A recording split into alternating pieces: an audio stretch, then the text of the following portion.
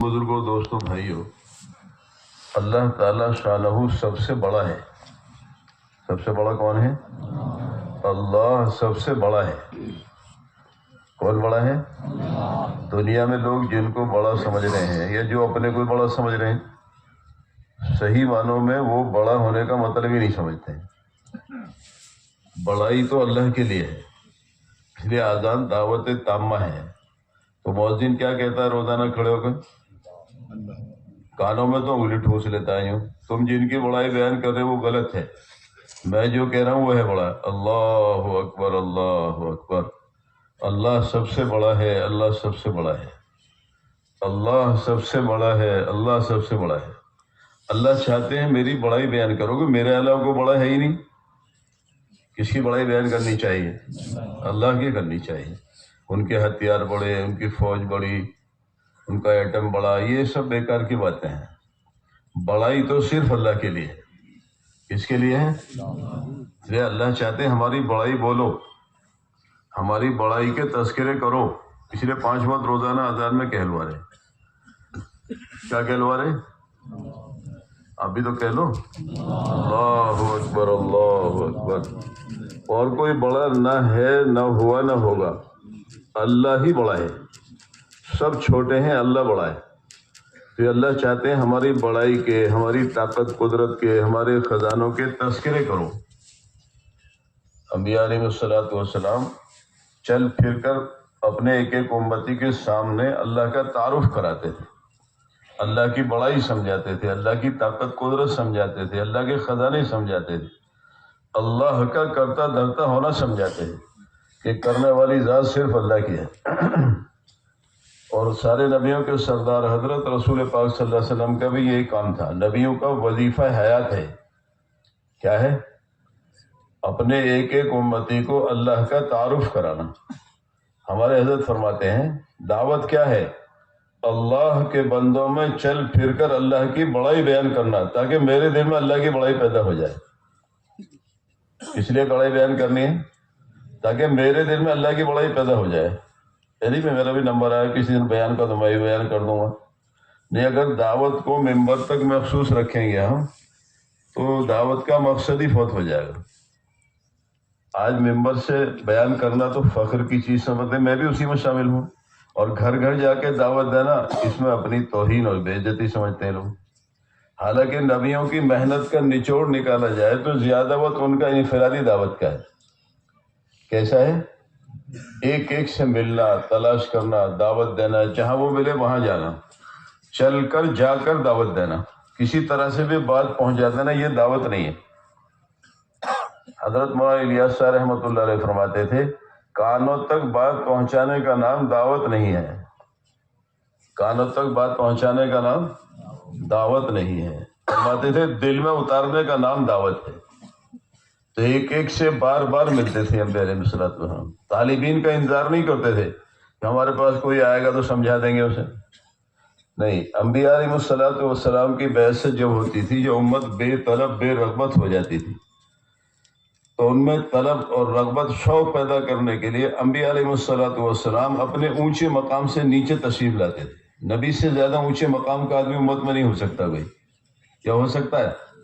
اور ہمارے نبی تو نبیوں میں بھی سب سے زیادہ اونچے مقام کے ہیں، امام الانبیاء ہیں، سردار انبیاء ہیں آپ تو آپ ہر کس و ناقص کے پاس خود تشریف لے جاتے ہیں۔ انبیاء علیہ السلام کمزور سے کمزور آدمی کے پاس بھی بنفس نفیس خود تشریف لے جاتے ہیں، اور اس کے پاس جانے میں سمجھانے میں اپنی توہین یا بے عزتی نہیں سمجھتے تھے۔ یعنی ایسا امتی جو اس کو فاقے ہو رہے ہیں، جس کے پاس سر چھپانے کے لیے جھونپڑی نہیں ہے، جس کے پاس کھانے کے لیے کھانا نہیں ہے، تن ڈھکنے کے لیے پورے کپڑے نہیں ہیں، لیکن ان کے پاس بنفس نفیس تشریف لے جاتے تھے اور انہیں سمجھاتے تھے کہ تم اللہ کو پہچانو، اللہ سے ڈرو، اس کا یقین کرو، اسے کرتا دھرتا ہونا سمجھو، اسی کے سامنے جھکو، اسے نفع نقصان کا مالک سمجھو، جو کچھ مانگنا ہے اسی سے مانگو، بھروسہ کرو تو اسی پر کرو۔ ایک ایک اپنے امتی کو اللہ کا تعارف کراتے تھے۔ تو انبیاء علیہ السلام اولاً داعی ہیں، ثانیاً معلم ہیں۔ انبیاء علیہ السلام اولن داعی ہیں، ثانیاً معلم ہیں. جن میں طلب پیدا ہو جاتی تھی، شوق پیدا ہو جاتا تھا، ان کے لیے معلم کا کام بھی کرتے تھے. تو اس لیے دوستوں بزرگوں، اب کوئی نبی آنے والے نہیں ہے. ہمارے نبی حضرت محمد صلی اللہ علیہ وسلم آخری نبی ہیں. اب قیامت پر کوئی نبی نہیں آئیں گے. تو یہ ختم نبوت کے طفیل میں یہ کار نبوت والی ذمہ داری اللہ نے پوری امت کے ذمہ کی ہے. یہ پوری امت کا کام ہے. کس کا کام ہے؟ پوری امت کا کام ہے. اور سارا عالم ہمارا میدان محنت ہے. کہاں تک ہے ہمارا میدان؟ سارا عالم ہے. پہلے جو انبیاء علیہ الصلوۃ والسلام دنیا میں تشریف لائے ہیں، کوئی ایک قوم کے نبی ہیں، کوئی ایک ملک کے نبی ہیں، کوئی ایک محدود تعداد کے نبی ہیں. ان کا وقت بھی محدود ہوتا تھا. لیکن حضرت محمد صلی اللہ علیہ وسلم قیامت تک آنے والے سارے زمانوں اور سارے انسانوں کے نبی ہیں. اس لیے ختم نبوت کے طفیل میں یہ کار نبوت والی ذمہ داری اللہ نے پوری امت کو عطا فرمائی ہے. اس امت کے ایک ایک فرد کے ذمہ ہے یہ کہ ایک ایک بندے کے پاس جا کر اسے اللہ کا تعارف کرائے، اللہ کی پہچان کرائے. اللہ وہ ہے جس نے آسمان بنایا ہے. کس نے بنایا آسمان؟ اللہ نے بنایا ہے. کوئی دعویٰ نہیں کر سکا آج تک کہ آسمان میں نے بنایا. اللہ وہ ہے جس نے زمین بنائی، جس نے چاند کو پیدا کیا، سورج کو پیدا کیا، رات بنایا، دن بنائے. وہی رات اور وہی دن ہے. اللہ تعالیٰ اپنی قدرت کا اظہار فرماتے ہیں. کبھی رات بڑی ہو جاتی ہے، دن سمٹ کے چھوٹا سا رہ جاتا ہے. کبھی اس کے برعکس ہوتا ہے کہ دن بڑا ہو جاتا ہے، رات چھوٹی سی ہو جاتی ہے. کوئی اور بھی کر سکتا ہے؟ دنیا میں کسی کو یہ قوت حاصل ہے کہ رات کو 1 سیکنڈ چھوٹی کر دے؟ 1 سیکنڈ کا 100واں حصہ دن کو بڑھا دے یا گھٹا دے؟ کوئی اور کر سکتا ہے؟ ارے بتاؤ سی، کوئی نہیں کر سکتا. تو اللہ کی بنائی ہوئی چیزوں پر غور کرنے سے اللہ کا تعارف حاصل ہوتا ہے. اللہ نے مخلوق کیوں بنائی ہے؟ تاکہ ان کے ذریعے سے اللہ کو پہچانا جائے. کیا کام ہے ان کا؟ ان کے ذریعے سے بنانے والے کو پہچانا جائے. بعض لوگ کہتے ہیں اللہ کو دیکھا کسی نے، ہمیں دیکھا تو مان لیں گے. کہتے ہیں بعض لوگ. تو یہ عقل مندی کا سوال نہیں ہے، بے وقوفی کا سوال ہے. ایسی بہت ساری چیزیں ہیں جو دکھائی نہیں دیتی ہیں، ان کو مانا جاتا ہے. لیکن عدد نہیں مانتے ہیں، اس کی نشانیاں ہوتی ہیں، ان نشانیوں سے اس کو پہچانتے. خود ہمارے جسم میں ایسی چیزیں موجود ہیں. ہمارے جسم میں عقل کوئی چیز ہے؟ ارے بھائی ہے. کسی نے بتایا آج تک اس کا رنگ، ڈیزائن، حلیہ کیسا ہوتا ہے؟ کوئی اعتراض بھی نہیں کرتا ہے. یہ سب ایسی چیز کو کیوں مانتے ہو جو کسی نے دیکھی نہیں آج تک؟ بتاؤ کسی نے بتایا جو بھیجے میں عقل ہے، اس کا رنگ ایسا ہوتا ہے، ڈیزائن ایسا ہوتا ہے، حلیہ ایسا ہوتا ہے؟ مانتے سب ہیں. ارے بھائی مانتے نہیں. کوئی انکار کر سکتا ہے؟ تھوڑی سی بھی عقل رکھنے والا آدمی انکار نہیں کر سکتا. ہاں اس کی نشانی ہے. جو چیز نظر نہ آتی ہو اور وہ ہے تو اس کو نشانیوں سے پہچانا جاتا ہے. ایک آدمی سمجھداری سے بات کر رہا ہے، سمجھداری سے کپڑے پہن رہا ہے، سمجھداری سے بول رہا ہے، ڈھنگ سے بات کر رہا ہے، تو یہ نشانی اس کے بھیجے میں عقل ہے.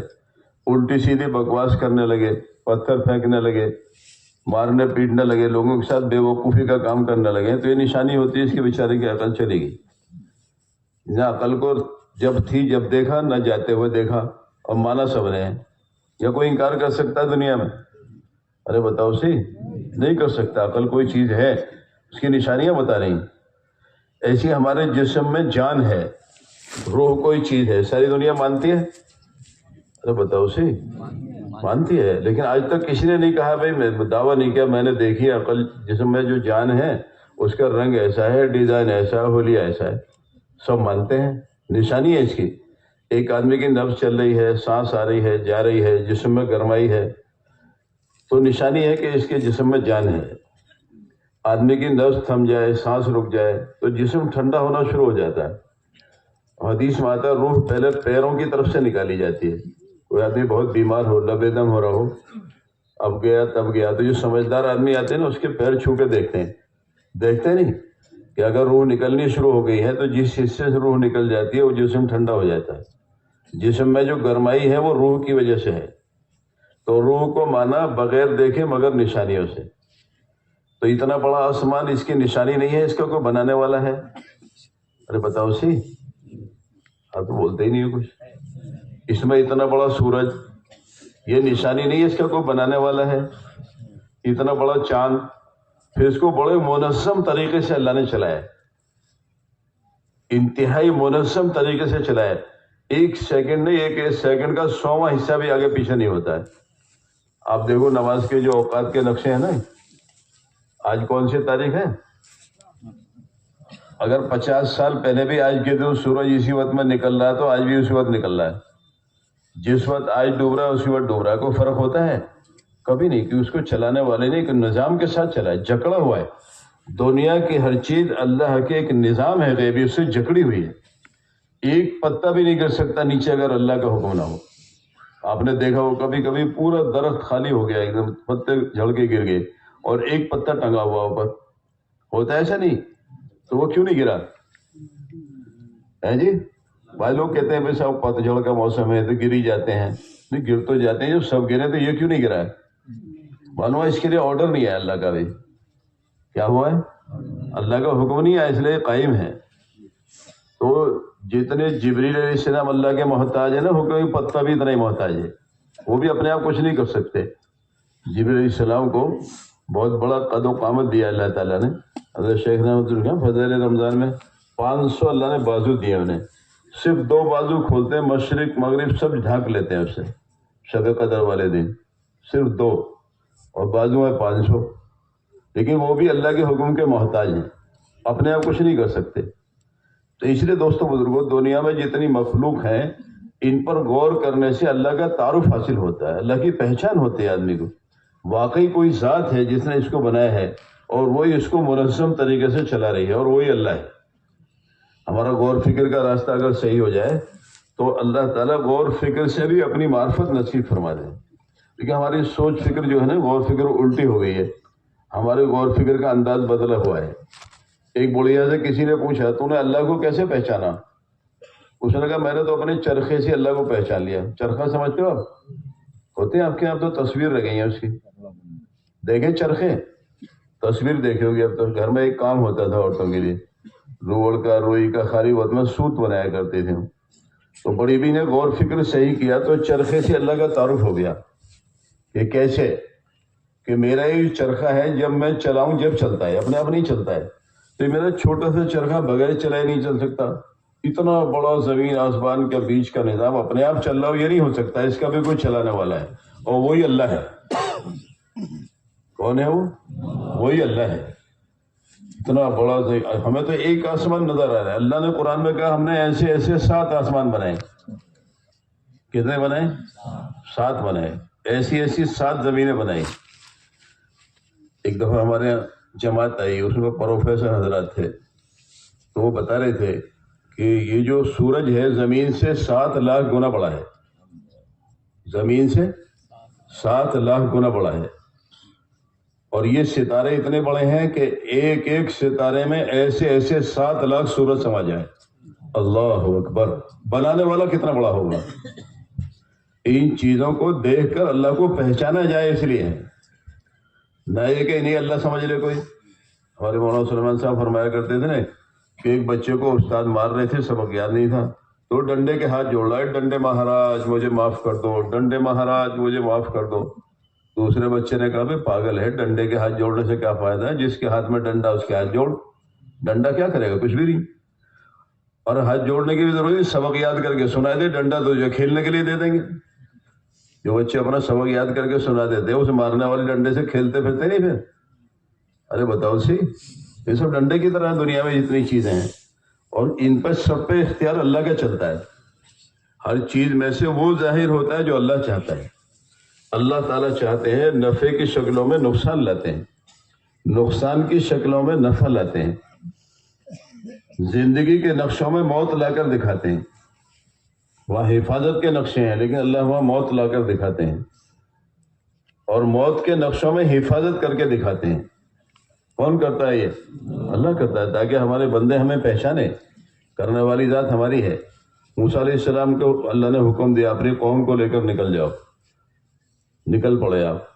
ایک جگہ ایسا موقع ہے، آگے ٹھاٹے مارتا ہوا دریا، پیچھے فرعون کی فوج، یہاں بھی موت وہاں بھی موت، ٹھہرتے ہیں تو فرعون مار دے گا، آگے جاتے ہیں دریا میں ڈوب جائیں گے۔ تو جو کچے پکے ایمان والے تھے وہ گھبرا گئے، انا لمدرکون، کہ ہم تو پکڑے گئے۔ تو موسیٰ علیہ السلام تو نبی ہے، نبی کو اللہ کا تعارف حاصل ہوتا ہے کہ میں اللہ کے حکم سے نکلا ہوں، اور اللہ کا کوئی حکم ضائع کرنے کے لیے نہیں ہوتا ہے۔ تو زور سے ڈانٹ لگائی، کلا ان معی ربی سیہدین، ہرگز نہیں، میرا رب میرے ساتھ ہے۔ کیا فرمایا؟ میرا رب میرے ساتھ ہے، وہ میرے لیے راستہ نکال دے گا۔ تو اللہ نے حکم بھیجا کہ جو دریا نے اس پہ ڈنڈا مارو، حالانکہ عقل کے خلاف ہے، ڈنڈے نے اس نے کیا بگاڑا دریا نے، کہ اسے بیچارے کو کیوں پیٹوا رہے، دریا کو پیٹنے سے فائدہ کیا ہوگا؟ لیکن انبیاء علیہ الصلوۃ والسلام اللہ کے حکم میں عقل کا دخل نہیں دیتے، کہ حکم ہے پورا کرنا، بس ڈنڈا مار دیا اس کو۔ تو 12 راستے بنا دیے اللہ نے اس کو۔ کیا بنا دیا؟ 12 راستے۔ بنی اسرائیل میں 12 خاندان تھے، اور ایسے بڑے بڑے راستے بنائے جیسے پہاڑ۔ کیسے بنائے؟ جو پہاڑ۔ حضرت مولانا عبید اللہ صاحب علیوی رحمۃ اللہ ایک دفعہ فرماتے تھے، اس وقت بنی اسرائیل میں 12 خاندان تھے، اور ہر خاندان میں 60-70 ہزار آدمی تھے۔ کتنے تھے؟ تو کتنا ہو گیا سارا مجمع؟ 7-8 لاکھ کا مجمع ہو گیا۔ سنا جی؟ جمع غفیر بڑا، اس کو نکالنا تھا تو چھوڑے چھوڑے راستے بنائے، سب ایک ایک راستے سے پار ہو گئے۔ ان میں کھڑکیاں بھی کھولی، ایک دوسرے کو دیکھتے ہوئے جاؤ گے سب آ رہے۔ تو جو قوم قسمہ پرسی میں، غلامی میں، پریشانیوں میں زندگی گزار رہی تھی، وہ تو پار ہو گئی۔ اب فرعون آ گیا، اس نے بھی یہ میری غلامی کرنے والے نکل گئے تو میں تو مالک ہوں یہاں کا۔ تو راستے فرعون نے تھوڑا ہی بنائے تھے، وہ تو اللہ نے بنائے تھے۔ جب سب داخل ہو گئے تو راستے اللہ نے ختم کر دیے، تو اللہ کے بنائے ہوئے راستے تھے۔ دریا ایک، تاثیر 2، ایک کی ہلاکت، ایک کی حفاظت۔ کس نے کیا یہ؟ اللہ نے کیا ہے۔ تو نبیوں اور صحابہ کے واقعات پر غور کرنے سے اللہ کا تعارف حاصل ہوتا ہے۔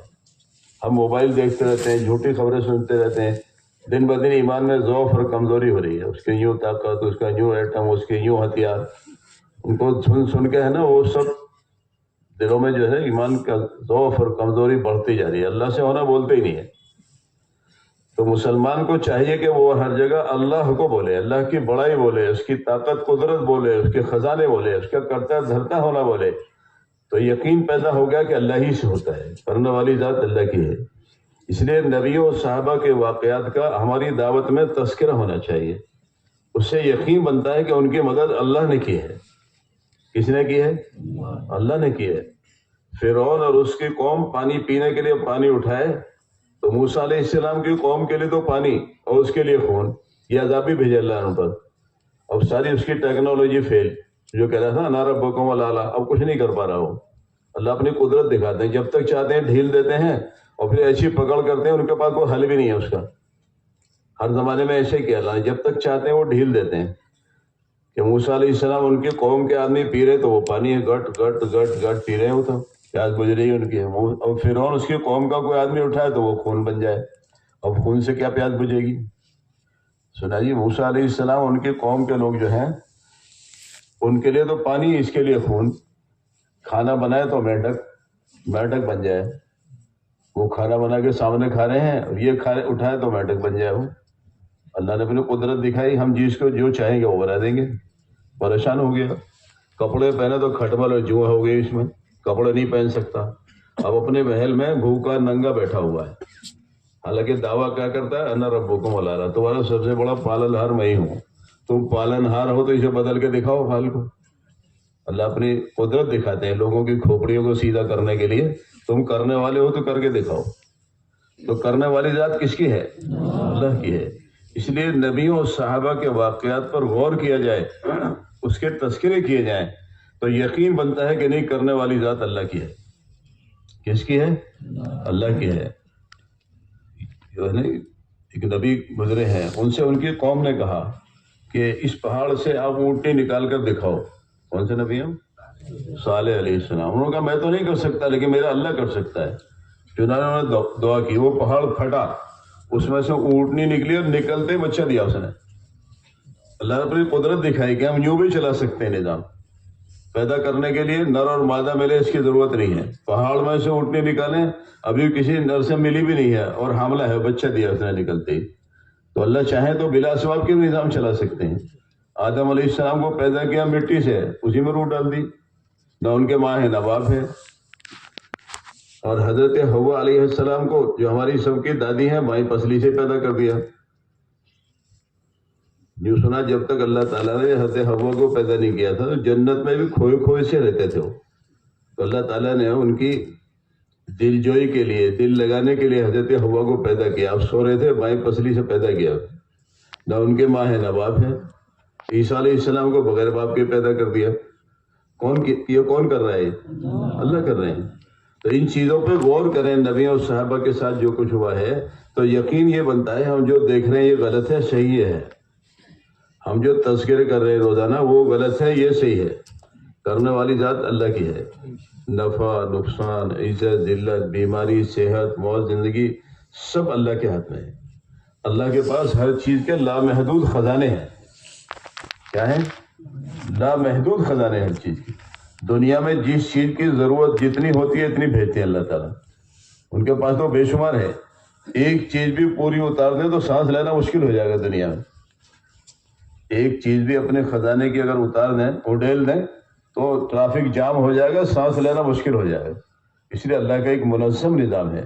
جس چیز کی جتنی ضرورت ہوتی دنیا میں اتنی رکھتے ہیں. ہمارے یہاں بکری ہوتی ہے، عام سا جانور ہے، ساری دنیا کے لوگ استعمال کرتے ہیں اسے. سارے مذہب، ساری قوموں کے لوگ استعمال کرتے ہیں. اور کئی بچے دے دیتی ہے. بعض بکریوں کو دیکھا 3 اور 4 بچے بھی دے دیتی ہیں. 6 مہینے میں بچہ پیا لیتی ہے اور لاکھوں کے اعتبار سے کٹ رہی ہے روزانہ. یہ ہم نے کبھی نہیں سنا ہوگا بکری ختم ہو گئی دنیا میں. سنا کہیں آپ نے؟ کبھی نہیں سنا ہوگا. آپ چاہو نا، میں 10,000 کی بکریوں کا ریوڑ دیکھنا چاہتا ہوں میں، تو آپ دیکھ لیں گے. آپ پہاڑوں پہ چلے جاؤ، بڑے بڑے ریوڑ ہیں ان کے، ہزاروں بکریاں ہیں. ہمارے ایک عام سا جانور کتیا ہوتی ہے، 6، 7، 8، 10 بچے دے دیتی ہے. لیکن آپ میں سے کسی نے 50 کتے ایک جگہ نہیں دیکھے ہوں گے زندگی بھر. دیکھیں کسی نے 50 کتے ایک جگہ؟ حالانکہ پیداوار زیادہ ہے، کھپت کوئی نہیں ہے اس کی، استعمال کوئی نہیں کر رہا ہے اسے. لیکن دنیا میں جتنی ضرورت ہے اتنی دکھائی دے گی. ورنہ خالی اس کھوپڑی سے سوچو تو لگتا ہے کہ بکریاں تو ختم ہو جانی چاہیے تھی تھوڑے دن میں، اور کتوں سے ساری دنیا بھر جانی چاہیے تھی. لیکن جس چیز کی جتنی ضرورت ہوتی دنیا میں اتنی ملے گی آپ کو. اللہ کا ایک نظام ہے. اللہ نے اس سارے نظام کو بنایا. اللہ تعالیٰ ہی اس کو چلا رہے ہیں. کون چلا رہے ہیں؟ اللہ چلا رہے ہیں. تو ہمارا یہ پہلا کام ہے، اللہ کو پہچانے. ہم کیا کریں؟ ہماری سوچ فکر کیا ہو گئی ہے کہ میں مزدور آدمی ہوں، مجھے مزدوری ملے گی، شام تک محنت کروں گا، کما کے لے کے آؤں گا، خرید کے لاؤں گا، بچوں کو، بیوی کو دوں گا، وہ پکا کے کھلائے گی تو میرے بیوی بچے پل رہے ہیں. یہ بھی ایک طریقہ ہے. اس سے بھی اللہ کی پہچان ہو جائے گی. اس سے تو یقین یہ بنے گا جو کچھ کر رہا ہوں میں ہی کر رہا ہوں. میری جو فیملی کا نظام چل رہا ہے وہ میری محنت سے چل رہا ہے. میں کمانے نہیں جاؤں گا تو کیسے پلوں گا؟ ایک نظریہ یہ بھی ہو سکتا ہے میں تو رات کو سو گیا تھا تو مرا ہوا جیسا ہو گیا تھا. آدمی سو جاتا نہیں تو سوئے ہوئے میں مرے ہوئے کو فرق نہیں ہوتا ہے. اس لیے رات کی جو دعائیں سونے کی، اللہم بسمک اموت و احیا، اللہ میں آپ کا نام لے کر مر رہا ہوں، آپ کا نام لے کر اٹھوں گا. میں صبح کو نہ چاہے اللہ تو اٹھ بھی نہیں سکتا. ایک نظریہ سوچ فکر کا یہ بھی ہو سکتا ہے کہ میں تو رات سو گیا تھا، کس نے اٹھایا مجھے؟ اگر اللہ نہ چاہتے تو ارے بتاؤ سی، رات میں دست لگا دیتے تو صبح کو باہر جانے کا بھی موقع نہ رہتا. جو کل بیوی نے پکایا نا اس کو کھانے کا بھی موقع نہیں رہتا، پیٹ میں گڑبڑ ہو گئی. تو ہمیں صحیح سالم اللہ نے سلایا، صحیح سالم اللہ نے اٹھایا، اور ہمارے کھانے کے لائق جسم کو اللہ نے رکھا. ورنہ صبح میں جسم ایسا بنا دے کہ کوئی چیز دیکھنے کو بھی طبیعت نہیں چاہ رہی ہے، ہضم نہیں ہو رہا ہے جو کھا رہے ہیں. پیشاب پانے کا نظام ہمارے کنٹرول میں کر رکھا ہے، ورنہ دست لگا دیں وہ. اب چلو اچھے اچھے کپڑے کیسے پہنو گے؟ آپ سفر کیسے کرو گے؟ تو انسان کو اللہ نے انتہائی کمزور بنایا ہے. ایک نس بھی ہٹ جائے تو اٹھ نہیں سکتا پہلوان بھی صبح کو. یا اٹھ سکتا ہے؟ نہیں اٹھ سکتا. ایک ایک سانس میں اللہ کے محتاج ہیں. اس لیے شیخ سعدی رحمۃ اللہ علیہ فرماتے ہیں ایک سانس اندر چلا جائے عافیت سے یہ اللہ کا الگ احسان ہے، اور وہ عافیت سے باہر آ گیا یہ الگ احسان ہے. ورنہ اندر نہ جائے تو کھیل ختم، اور باہر نہ آئے تو قصہ ختم ہو جائے گا سب. تو ہمیں اللہ نے کمزور بنایا ہے. ساری قدرت اللہ کو حاصل ہے، ساری طاقت کس کو حاصل ہے؟ اللہ کو حاصل ہے. اس لیے دوستوں دیکھو نبیوں نے یہ کام کیا کر اپنے ایک ایک امتی کو اللہ کا تعارف کراتے ہو. تم اللہ کو پہچانو، اللہ سے ڈرو، اللہ کو مانو، اللہ تعالیٰ کو نفع نقصان کا مالک سمجھو، جھکو تو اسی کے سامنے جھکو، مانگو تو اسی سے مانگو، امید رکھو تو اسی سے رکھو، ڈرو تو اسی سے ڈرو، کیونکہ سب کچھ اللہ کے قبضے میں ہے. کسی کے ہاتھ میں کچھ بھی نہیں ہے، کسی کے ہاتھ میں کچھ بھی نہیں ہے۔ غالباً حضرت عبداللہ ابن عمر رضی اللہ تعالیٰ عنہ بیت اللہ میں بیٹھے ہوئے تھے، وقت کا خلیفہ آیا کہ میں آپ کی کچھ مدد کر دوں، کہ بھئی میں اللہ کے گھر میں بیٹھا ہوں، اللہ کے گھر میں بیٹھ کے اللہ کے غیر سے مانگوں، یہ تو بڑی بے شرمی کی بات ہے۔ تو انتظار کیا اس نے، باہر نکلے، پھر کہا حضرت اب بتا دیجئے۔ کہنے اللہ سے کہہ دیا، اب تجھ سے بھی کہوں یہ بھی شرم کی بات ہے، اللہ ناراض ہو جائے گا کہ مجھ سے بھی مانگا اس سے بھی مانگ رہا ہے۔ تو اللہ یہ چاہتے ہیں ہم سے مانگو، ہم دیں گے تمہیں۔ تو اللہ کے رسول صلی اللہ علیہ وسلم نے اپنے ایک ایک امتی کو اللہ سے لینے والا بنایا تھا۔ کیسے بنایا تھا؟ ہاں، کسی کا محتاج نہیں بنایا ہمیں نبی نے، سب کو مسجد والا بنا کر کے کہ تمہارے ہر مسئلے کا حل مسجد سے ہوگا۔ کھانے کی ضرورت ہے تو کہاں جانا ہے؟ مسجد جانا۔ خود آپ کا معمول ہی تھا، آپ گھر میں تشریف لائے، حضرت عائشہ رضی اللہ تعالیٰ سے کہا مجھے بھوک لگی ہے۔ کہا اللہ کے رسول گھر میں تو کچھ بھی نہیں ہے، کہاں تشریف لے گئے ہیں؟ مسجد گئے۔ سب کو تعلیم دے رہے تھے، ہماری طرح نہیں کہیں کچھ کریں کچھ، نبی تو خود کر کے دکھاتے ہیں۔ مسجد تشریف لے گئے۔ آپ سے زیادہ اچھی نماز اور دعا والا کون ہو سکتا ہے؟ نماز پڑھی، دعا مانگی، پھر گھر معلوم کرنے کے لیے عائشہ کچھ ہوا انتظام؟ یا رسول اللہ کچھ بھی نہیں ہوا ابھی تو۔ پھر تشریف لے گئے، پھر نماز پڑھی، دعا مانگی، پھر معلوم کیا۔ حضرت عائشہ رضی اللہ تعالیٰ فرماتی ہیں اب اتنی مرتبہ بے چین بے قرار ہو کر بھوک سے مسجد جائے مانگنے کے لیے، پھر پوچھنے کے لیے گھر آئے کہ آپ کی بے چینی بے قراری کو دیکھ کر مجھے بھی رونا آ گیا۔ تو امت کو سبق سکھایا، 1000 مرتبہ بھی صلاۃ الحاجہ پڑھنی پڑے تو اور کہیں مت چلے جانا، یہیں سے مسئلہ ہوگا تمہارا۔ جب سارے نبیوں کے سردار کو کئی دفعہ مانگنا پڑ سکتا ہے تو ہم کس کھیت کے مولی ہیں؟ لیکن یہ ذہن سے ہی نکل گیا ہے کہ مسجد اللہ سے مسئلے حل کرانے کی جگہ ہے، مسجد اللہ سے لینے کی جگہ ہے۔ آپ مسجد میں تشریف فرمائے صحابہ کے ساتھ، ایک صحابی آئے، 2 رکعت نماز پڑھی، دعا مانگی، چلے گئے۔ آپ نے فرمایا جانتے ہو میرے صحابی کیوں آئے تھے؟ کہ اللہ و رسول عالم، اللہ اس کے رسول زیادہ جانتے ہیں۔ یہ میرا صحابی اللہ سے نمک مانگنے کے لیے آیا تھا۔ کیا مانگنے کے لیے آیا تھا؟ نمک مانگنے کے لیے آیا۔ حضرت عائشہ سے آپ نے فرمایا عائشہ جوتے کا تسمہ بھی ٹوٹ جائے تو اللہ ہی سے مانگنا۔ کس سے مانگنا؟ اللہ سے مانگنا۔ اللہ کے پاس سب کچھ ہے، لامحدود خزانے اللہ کے پاس۔ اور اللہ نے کہا وَنَحْنُ أَقْرَبُ إِلَيْهِ مِنْ حَبْلِ الْوَرِيدِ، میں اپنے بندوں کے شہرگ سے بھی زیادہ قریب ہوں۔ ایک رگ ہوتی ہے شہرگ، رگوں کی بادشاہ سردار ہے وہ، جتنا وہ قریب ہے کہ اللہ کہہ رہے میں تمہارے اس سے بھی زیادہ قریب ہوں۔ اور بتاؤ قریب والے کو چھوڑ کر دور والے سے مانگے آدمی تو اللہ ناراض ہوں گے نہیں؟ جس اللہ نے ماں کے پیٹ میں 3 اندھیریوں میں سر سے لے کے بال تک کی ساری چیزیں دی ہیں، 3 اندھیریوں بہت تنگ جگہ میں، کتنی بہت تنگ جگہ میں۔ ہمارے ایک ڈاکٹر صاحب ہیں، وہ فرمائے تھے جو رحم ہوتا ہے نا، اس میں بچہ ہوتا ہے، اس کی لمبائی غالباً بتا رہے تھے 14 سینٹی میٹر ہوتی ہے، اور اللہ نے اس کو ایسا بنایا ہے جیسے جیسے بچہ بڑھے بڑھتا رہتا ہے، بڑھتا رہتا ہے، بڑھتا رہتا ہے، اور 2 بچے ہو جائے تو اور بڑھ جاتا ہے وہ، اور جب بچے کی پیدائش ہو سمٹتا سمٹتا پھر وہیں آ جاتا ہے وہ۔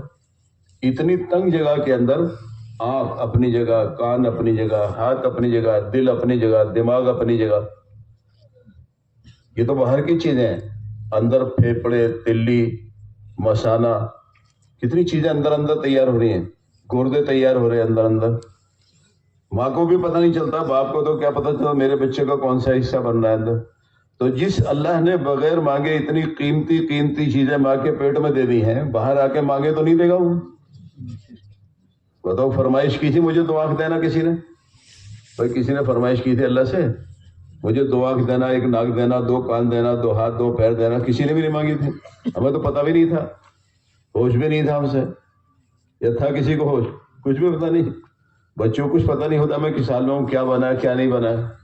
تو جس اللہ نے ماں کے پیٹ میں 3 اندھیریوں میں بہت تنگ جگہ میں اتنے بڑے بڑے قیمتی آئٹم بنائے ہیں، ساری دنیا مل کر ایک آئٹم نہیں بنا سکتی۔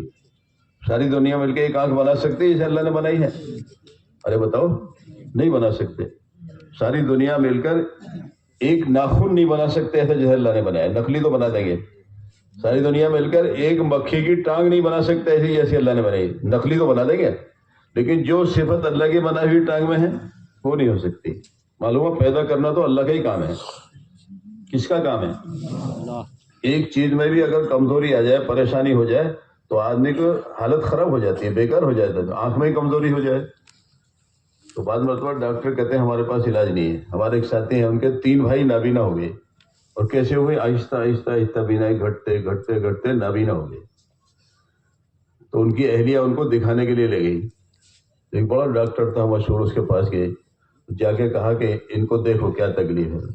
تو اس نے یہ کہا ڈاکٹر نے، بیٹی ان کے پیچھے جو باریک باریک نسیں ہوتی ہیں نا وہ خشک ہو گئی ہیں، اور ہماری ڈاکٹری میں اس کا کوئی علاج نہیں ہے. صاحب ہاتھ جوڑ لیے اس نے. تو اس میں پیسے بھی ضائع مت کرنا. جو اس کو سپلائی کرتی ہیں بینائی کو، پیچھے باریک باریک نسیں ہوتی ہیں وہ خشک ہو گئی ہیں، اور ہماری ڈاکٹری میں اس کا کوئی علاج نہیں ہے. لوگ پیسے ٹھگیں گے، اس میں پیسے بھی ضائع مت کرنا. حالانکہ ان کی بیوی نے یہ کہا کہ میری آنکھ لگا دو، ان کے کیا لگا دو. تو اس نے کہا بیٹی میں تیری ہمت کی داد دیتی ہوں کہ تجھے اپنے شوہر سے اتنی محبت ہے، ایک آنکھ دینے کے لیے تیار ہے، لیکن ان کی آنکھ میں کوئی کمی نہیں ہے، آنکھیں ٹھیک ہیں.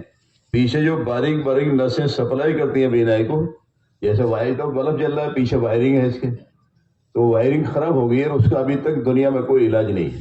پیسے بھی خرچ مت کرنا، لوگ پیسے ٹھگتے رہیں گے، اس کا کوئی علاج نہیں ہے. اب ساری ڈاکٹری عاجز ہیں اس کے سامنے. اور ایک نہیں، دو نہیں، 3 بھائی ایسے ہو گئے. وہ کتنے؟ پتہ نہیں کون سا پرزہ کو فیل ہو جائے. کیا کر سکتے ہیں ہم؟ کچھ بھی نہیں. اور اللہ تعالیٰ نے سارے پرزے صحیح سالم رکھے، کتنا شکر ادا کرنا چاہیے. ہمارے ایک دوست ہیں اپولو ہاسپٹل میں، ڈائلیسس ہے. وہ جو گردہ کام کرتا ہے نہیں، اس کی ایک مشین ہوتی ہے، جب گردے کام کرنا بند کر دیں، اس لیے اللہ نے ضروری پرزہ بنایا تو ایک کے بجائے 2 بنائے. ایک اسپیئر میں رکھا رہتا ہے، ایک کام کرتا رہتا ہے. جب یہ فیل ہو جائے، کام کرنا بند کر دے، تو قدرتی دوسرا اسٹارٹ ہو جاتا ہے. کبھی کبھی اللہ تعالیٰ اپنی قدرت دکھاتے ہیں، دونوں ہی فیل ہو جاتے ہیں. زندگی ابھی باقی ہے تو اس کی ڈائلیسس کرائی جاتی ہے. تو میں باہر بیٹھ کے ملاقات کر رہا تھا اپنے محلے میں ایک صاحب سے. تو میں بوڑھا آدمی، وہ جوان تھا جس سے بات کر رہا تھا. وہ جوان ہے ڈاکٹر صاحب، میں نے انہیں بلایا، اشارے سے گزرے ہو. میں نے کہا ہمارے اس بچے کو سمجھاؤ آپ. تو ڈاکٹر نے اپنی انداز میں سمجھایا کہ میں ڈائلیسس ہوں. اور اس وقت پتہ ہے کئی سال پرانی بات ہے کہ جب گردے کام کرنا بند کر دیں دونوں، تو وہ کام مشین سے کراتے ہیں. تو ہم ایک دفعہ کرنے کے 5,000 روپے لیتے ہیں. بولے بس میرے خیال سے 20 سال پرانی بات ہے. اور ایک ہفتے میں 2 مرتبہ کم سے کم کرانا پڑے گا. تو ایک مہینے میں کتنے دفعہ ہو گیا ہے جی؟ 8 بار ہو گیا نا. تو پیسے کتنے ہو گئے؟ 40,000 روپے صرف کس کام کے ہیں؟ جو گردہ کام کر رہا تھا اب مشین سے کام کرا رہے ہیں. پھر انہوں نے یہ بھی بتایا کچھ دنوں تک اس سے ڈائلیسس کرا کے خون خراب ہوتا رہتا ہے، کچھ دنوں کے بعد سارا بدلنا پڑتا ہے. جو اللہ کی بنائی ہوئی مشین کرتی ہے نا فلٹر، اس کا کام نہیں کر پاتی ہے. وہ آہستہ آہستہ خون میں کمزوری آتی رہتی ہے، کوئی وقفے کے بعد سارا خون بدلنا پڑتا ہے. بتاؤ جب سے ہم پیدا ہوئے ہیں آج تک ہمارے گردے کام کر رہے ہیں. کوئی چھوٹا احسان ہے اللہ کا ہے جی؟ یہ تو ایک پرزے کا حساب لگایا. بولے میں وہ کہہ رہے تھے ہمارے یہاں اپولو ہاسپٹل میں، بولے کسی کی تلی خراب ہو جائے 25 لاکھ روپے لیتے ہیں. بولے کتنے؟ 25 لاکھ. اور وہ لکھواتے ہیں پہلے آپریشن ہوتے ہوتے مر جاؤ، دوسرے دن مر جاؤ، 4 دن بعد مر جاؤ، ہماری کوئی گارنٹی نہیں ہے. اور اٹیچی میں نوٹ بھرے ہوئے کھڑے رہتے ہیں لوگ. بولے اور وہ کہتے نہیں 4 دن بعد آنا، 3 دن بعد آنا، ابھی موقع نہیں ہے. تو بتاؤ یہ کتنے قیمتی پرزے اللہ نے بنائے ہیں. اسے ساری دنیا مل کے بنا نہیں سکتی ہے، ٹھیک بھی نہیں کر سکتے. بنائیں گے تو کیا ہو؟ ایک پرزے میں کمی آ جائے تو پریشان ہو جاتے ہیں. تو جس اللہ نے ماں کے پیٹ میں 3 اندھیریوں میں اتنے ایسے نایاب پرزے بنائے ہیں، اسے دنیا عاجز ہے اس کے بنانے سے. تو وہ اللہ اتنی بڑی دنیا میں مسجد میں جا کے مانگے